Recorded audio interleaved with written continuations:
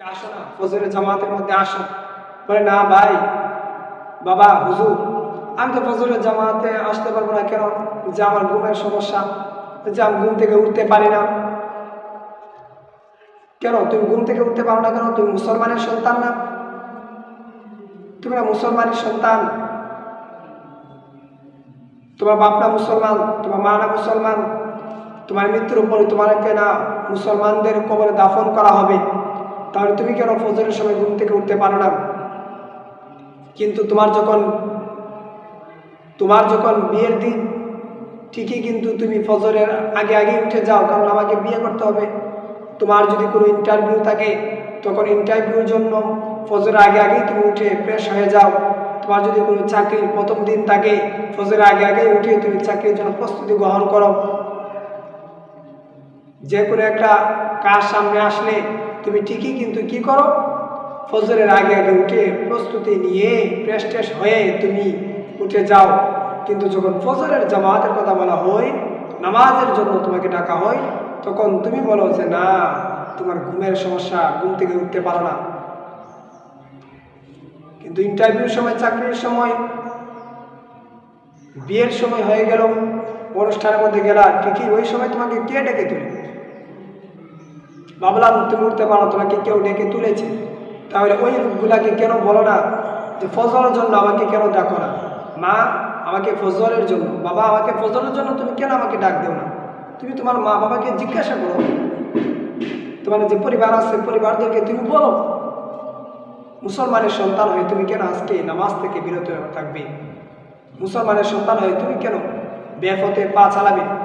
বরঞ্চ তোমার কোনো বন্ধু যদি এরকম হয় যে বন্ধুর মা অসুস্থ, দেখেন কত দূর, বন্ধুর মা অসুস্থ, অথবা নিজের শ্বশুর শাশুড়ি মা বাবা অসুস্থ, যেতে হবে কোথায়? ঢাকা, ডাক্তারের কাছে। তখন সে কি করে? তাহাজ্জুদের সময় উঠে তখন সে প্রস্তুতি যে আমাকে ঢাকা যেতে হবে। বন্ধুর মা অসুস্থ, তারপরও সে প্রস্তুত ফজরের আগে আগেই।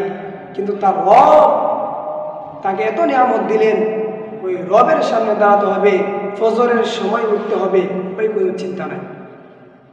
তাহলে তো বোঝা গেল তুমি তোমার মা বাবা শ্বশুর শাশুড়ি তোমার বন্ধু বান্ধব থেকে তোমার রবকে আরো নিচে মনে করলাম।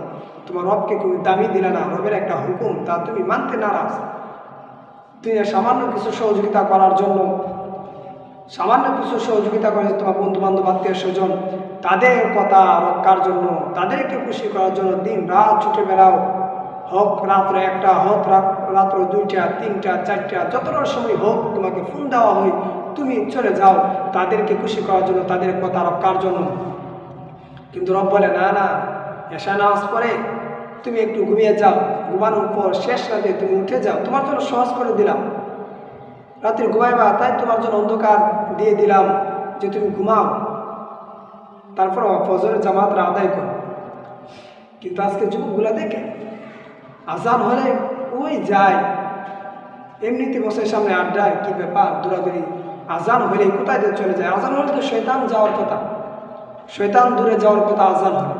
কিন্তু মুসলমানের সন্তান, তুমি দাবি করতে তুমি মুহাম্মদের উম্মত, আজান হলে তোমার মসজিদে না এসে তুমি কেন চলে যাবে? তাহলে তুমি কি শয়তানের অনুসরণ করো? শয়তানের মতো তোমার আচরণ হয়ে গেল নাকি?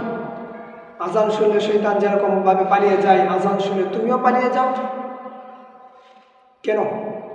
আজান শুনলে তো তোমাকে আরো আল্লাহর নিকট আরো আসার কথা। কি দেন নাই তোমার রব?